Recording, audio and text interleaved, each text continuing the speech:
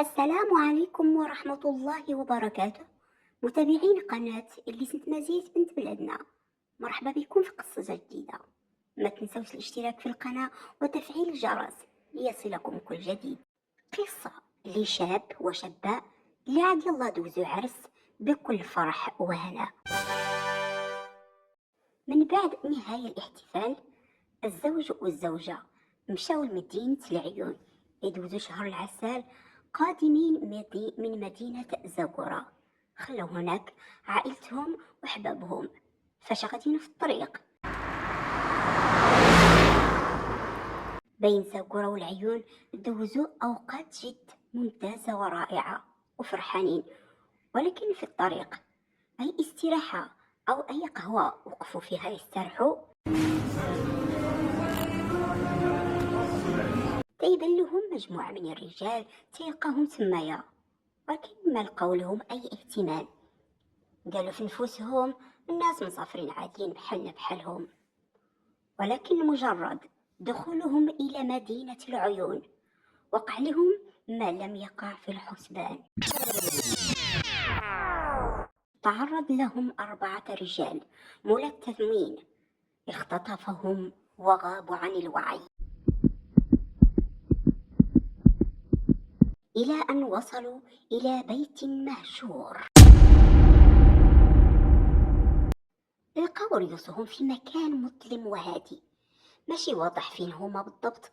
جدران قديمة وباب حديدي مقفول. الصوت الوحيد الذي يسمعونه هو الرياح اللي كتمر من الشقق. الزوج حاول يهدئ زوجته وقال لها خاصنا نبقاو هادئين ونفهموا فين حنا. في الخارج كانت هناك مجموعة من أشخاص مجهولين ملثمون يتحركون بحذر وشديد، كيبان أنهم كيديروا شي حاجة خطيرة، ولكن ما كيتكلموش بزاف. في تلك الليلة المشؤومة دخل مكان مظلوم. الزوج والزوجة كانوا محاصرين. الصمت الثقيل لدرجة كأن الهواء نفسه توقف. فجأة صوت خطوات بطيئة في الممر. الزوج شد يد زوجته وقال بصوت منخفض ما تحركيش، كاين شي حد يقرب. لكن الصوت ما كانش وحده فقط، كان يتكرر من أكثر من جهة. من بعد صوت حديد يجر فوق الأرض.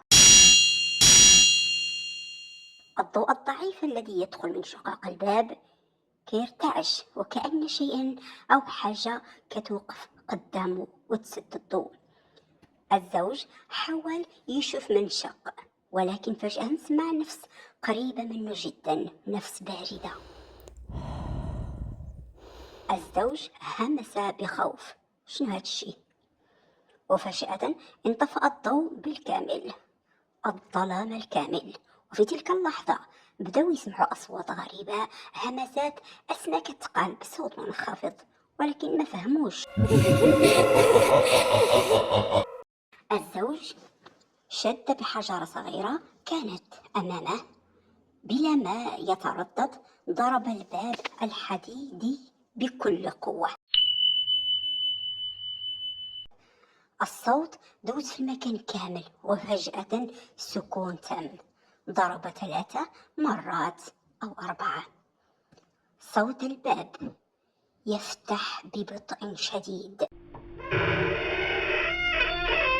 الزوج فهم أن الوقت الهروب قد حان. قال لزوجته دابا ولا عمرو ما يكون عندنا فرص ديال الهرب. بداو كيتحركوا في العتمة وكيتلمسوا الحيطان حتى لقاو ممر ضيق، لكن كل خطوة كانت كتزيد الأصوات أقوى، وكأن المكان كامل هو حي ويتبعهم. فجأة بان قدامهم ضوء خفيت من بعيد، باب صغير مفتوح على برا. شي حاجة تحركت وراهم بسرعة كبيرة. الزوج والزوجة ركضوا نحو الباب الصغير، وكل خطوة كانت